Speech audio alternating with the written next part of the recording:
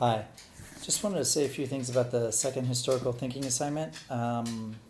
About half of them are in, and I've graded them, so I'll make some comments on them. I haven't, obviously can't make comments on all of them and everything, but I've generally seen some improvements based upon maybe my comments and my other video talking about what to do. A few more things, because as we go along here, I expect you to keep up doing what you're doing as you make improvements and add a little bit more, right, to become better and better. And that's I grade them accordingly to how much we've been doing this, how far along we are, and based upon the comments that I'm making. So as we do it more and more, there should be some improvement. So a few things. Again, there has been better citation, which is excellent. This is good, but keep doing it. Please don't fall back. And if a few of you have made small comments about maybe do a little bit more, but a lot of you are doing much better at it, which is great. Maybe just a little bit more context. Even though, again, the setup has been better than the first historical thinking. So keep this going. Think about, a lot of you gave good answers for number 2 in historical thinking number 2. You mentioned, the issue of race. Even more context would have been, mentioning the race issues at home, the post-Reconstruction sort of things with segregation and how these potentially may have flowed over. That would have been a really good answer, and I didn't have to see that, but that's really showing me that you're getting and seeing connections and really understanding the material. A few things that I'd like to, small issues, really, I'm as we go along, the issues will become, or hopefully will become, they usually do become smaller and smaller. So not that I think it's nitpicking, but as you get better, we're always looking to improve. So one thing is, and most of you haven't done this, but a few times I see, nothing is inevitable. So don't use terms or phrases that kind of allude to something was going to happen or it had to happen. Everything appears inevitable because we're always looking backwards, and then we make these sort of causal connections about how we got here. And that's normal, but that doesn't mean it was necessarily going to happen as it did happen.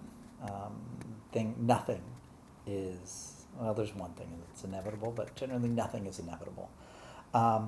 When I give you the historical documents and I give you the questions, try to always incorporate part of the documents into your answer. I may have very specific questions, but incorporating more of the documents into the answers is important. It'll become more important, obviously, as we go along, because I'll stress that even more clearly in my questions. But the documents are there for a reason. It's my opportunity to see that you're integrating that material into the contextual material. So the more that you use, the better. And many of you integrated some of the documents into your answers, particularly for number 2 and historical thinking 2. But maybe you did one document. Some of you did 2. Some of you did 3. But a lot of you just did 1. But to see more cohesion, bringing some of those documents together, or at least alluding to them in some way. Many are watching the videos. Not as many watched the second lecture video, and maybe that was obvious in some ways. So, including, you don't have to cite my video lecture. I can generally tell if you've watched it. I can see if you've watched it or how much of you watched it, right? But I can also tell whether you're incorporating some of those ideas into your answers, and some of you have very well. So the more that you do that, obviously it shows that you're paying attention and that you're incorporating material. So try to do that.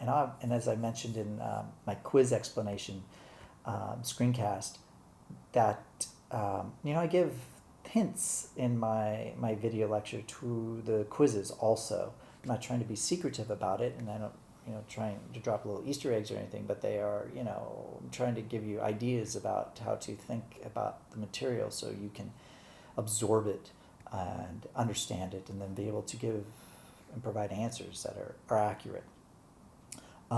Make sure that you're specific and you support your material when you write, right? Again, you give an answer, provide support, explain your answer. This is how you answer sort of any question.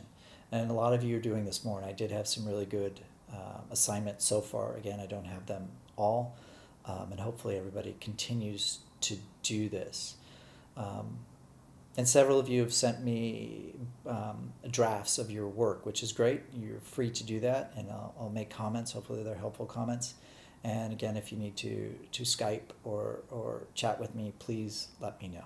All right, thanks.